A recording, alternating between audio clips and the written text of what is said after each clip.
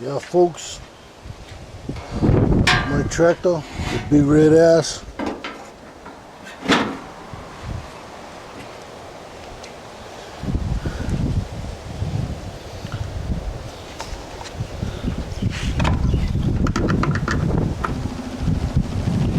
So there's only one thing left, well, actually a couple things left to do. Replace the drive belt, and as you know, the deck belt. Another thing is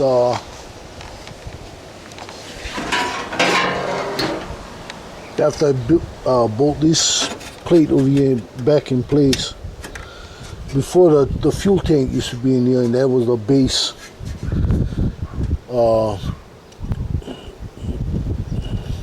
That was part of the fuel tank mount. But what I'm gonna do is I'm gonna use this base, and I'm gonna make a battery tray, and this battery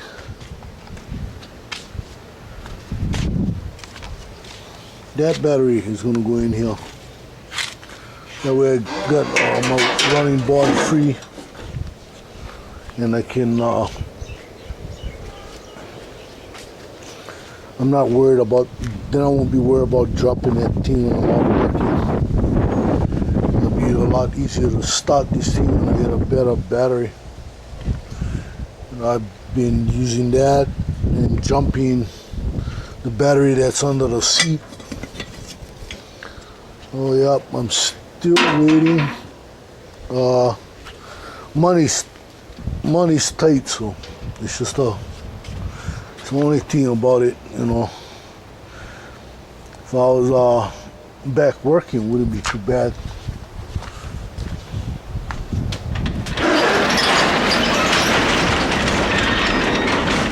I'd be able to buy a lot of newer parts for this thing, but not happening, you know, with my disability. My chances of going back to work is next to nothing. So I do what I can with what I got, and a lot has to do with acceptance. You know, I learned that when I was going to the different meetings and stuff on Oahu. Those of you out there on Oahu who know me, you know, you guys see me in your meetings, and you know, it's been a long, hard road, you know.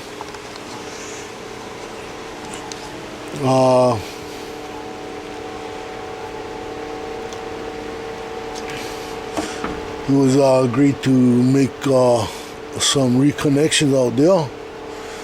And Brother Eddie, Brother Eric, you know, you guys were among my closest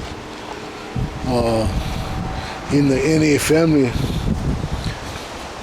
You know, our connection with all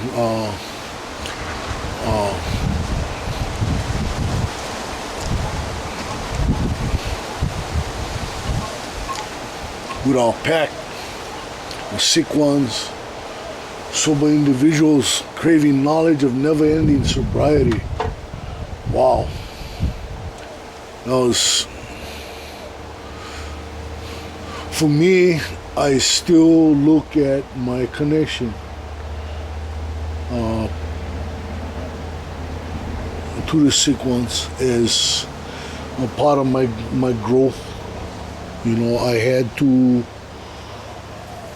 grow. I didn't have anybody to help me. And then those of you in the sick ones that remember, I didn't ask to join. You guys drafted me. And I'm glad you guys did, you know.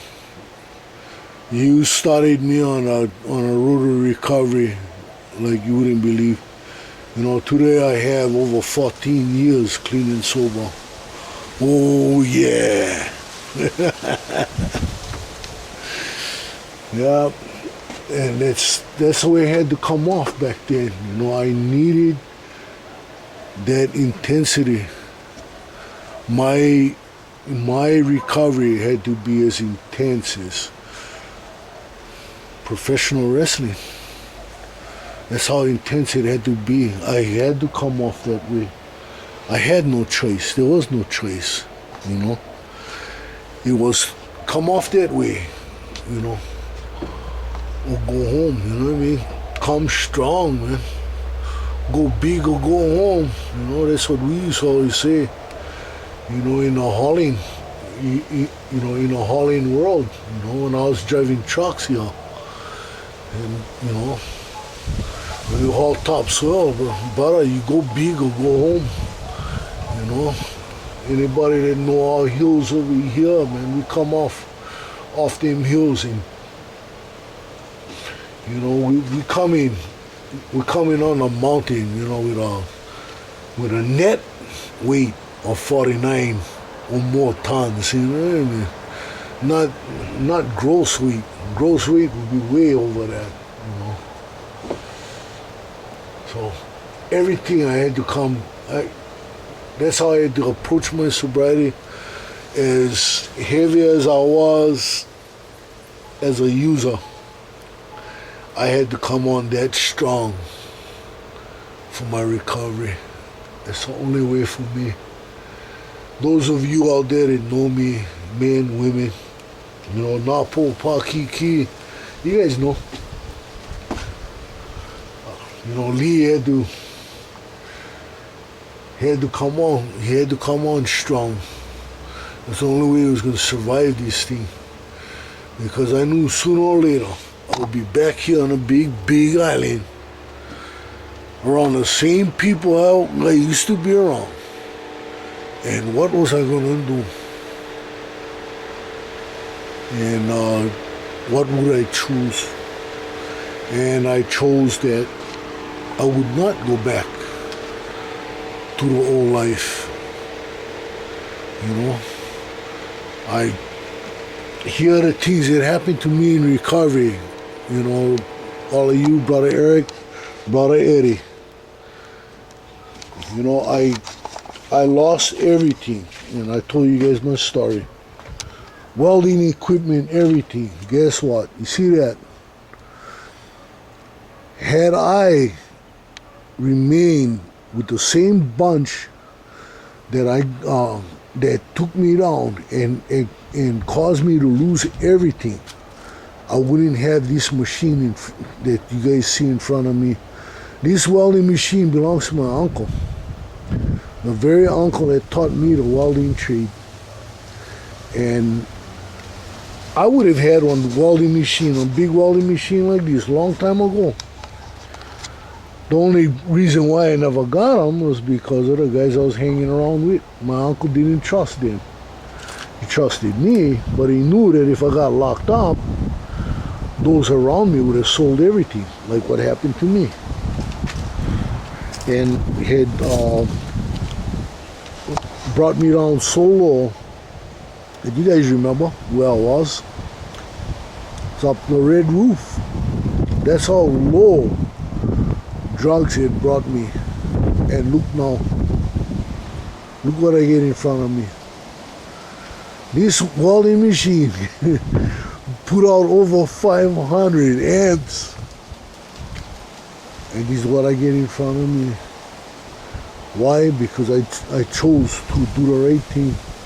To work the program to its fullest. And when I came home, never go back.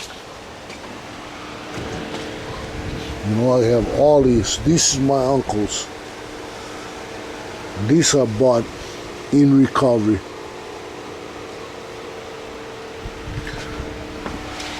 That one up there I bought in recovery. This drill press there's also a milling machine. I got while in recovery, brothers. You know, this is my little mini machine shop right here. and I've been making all kind of stuff. There's a good chance I'll be getting a lathe, and I'll have to modify these pots, make them bigger so I get room for the lathe, and I can do some machining and stuff. This gate I gotta get rid of. You know, it's been here pretty long, and because of my old injuries, it's been hard to get this thing moved. You know, I still try to muscle it out. Looks like maybe next week I'll be pushing to install this. That gate post be concreted in place and cord from top to bottom with concrete. That'll support this gate. I have a insert in the ground up there, concreted in, and that too will be inside of all that concrete embedded, and the hollows in that insert will be also cored with concrete, giving that post maybe close to 100,000 psi tensile strength. You know, I've had this talent for a long time, but because of my using, I had squandered all that. But you know, like we say in a program, not regretting our past, nor wishing to shut the door on it. Had I not gone through what I did, I wouldn't be here today. I wouldn't have this house over my head. I wouldn't have this roof over my head. And I wouldn't have stuff around me that I can work on. I don't have money, but what I do have is freedom. You know, I can walk free. You know, I don't have to ask permission to go here and ask permission to go there. I can just go, you know. I'm not totally free in the sense that I'm still on conditional release from the state hospital, from the Red Roof. But, as you can see, I'm back on a big island, you know. Back on a big island with my family, people that trust me. You seen what else I got, you know. I shared with all of you my family land, where I've been going to recover from the rest of what it is I have. You know, we talk about that. You know, severe mental illness. You know, it's something I had to deal with as well. You know, and that is the post-traumatic stress disorder, from, you know, going from one horse town straight to one of the nation's top 5 roughest prisons. OP, not O triple cheese, like I always would say in the room. You know. You guys know my story, and this is another chapter in the story of Lee from the big island. White male cowboy is second to none. Now I can, you know, I can stand proud that I made it. I made it home. You know, I'm not in the clear yet. Oh, far from it. But I'm a whole lot better than I was. You know, a whole lot better than I was. You know, I'm, like I said, I don't have a lot of money. In fact, right now I ain't got jack in my Jack shit get more money than me, but But hey, it's okay, you know. You know, another day clean and sober, another day above ground. You know, I've made some friends on YouTube, you know, the Garage Gang.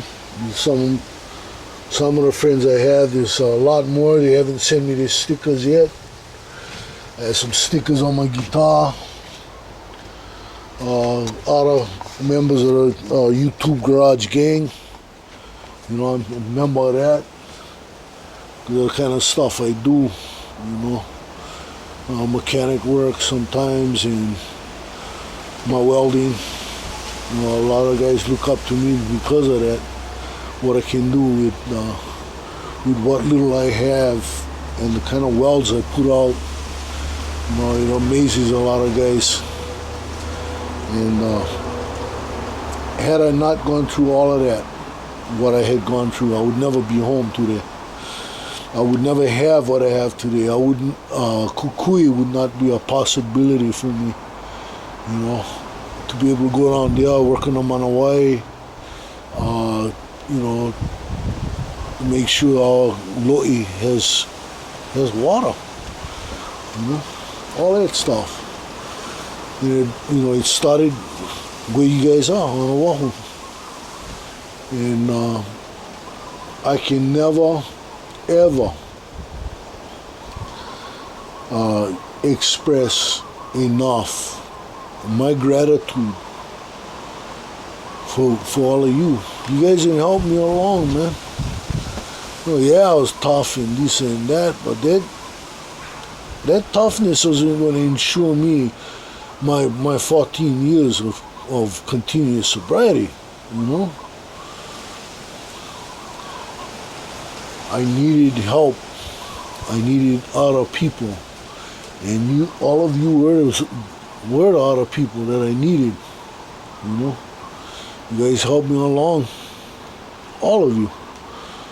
So you know, hey, Eric, Brother Eddie, you guys get this.